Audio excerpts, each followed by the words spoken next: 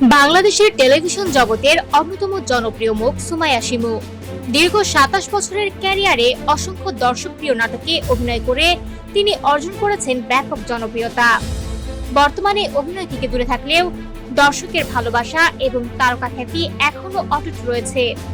এখন তিনি নিজের প্রতিষ্ঠানের মাধ্যমে নারী কল্যাণ ও উন্নয়নমূলক কর্মকাণ্ডে নিজেকে ব্যস্ত রেখেছেন।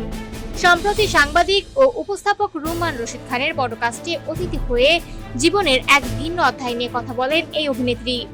সেখানে তিনি প্রথমবার মা হওয়ার অভিজ্ঞতা এবং যমজ সন্তানের মা হিসেবে নিজের সংগ্রামের গল্প শেয়ার করেন। শিমু জানান, মাতৃত্বের যাত্রা তার কল্পনার চেয়েও অনেক বেশি কঠিন ছিল। সন্তান জন্মের আগের সময়টা ছিল ভয় আর দুশ্চিন্তায় ভরা। তিনি বলেন, নতুন মা হওয়ার আগে সবসময় মনে হতো কি হবে, সবকিছু ঠিকঠাক হবে তো। বিশেষ করে যমজ সন্তান ধারণের কারণে চিকিৎসকরাও তাকে বাড়তি সতর্ক থাকার পরামর্শ দিয়েছিলেন। এই ভয় এতটাই তীব্র ছিল যে সন্তানদের জন্মের আগে নাম ঠিক করে রাখার প্রচলিত রীতিও অনুসরণ করেননি তিনি।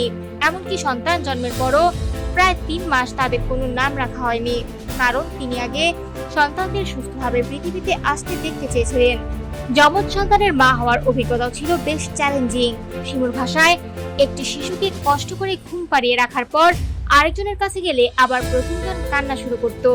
এভাবেই কেটেছে প্রথম কয়েকটি মাস। তবে সব কষ্টের মাঝেও মাতৃত্বের এই যাত্রাকে জীবনের সবচেয়ে বড় প্রাপ্তি বলে মনে করেন সুমাইয়া শিমু।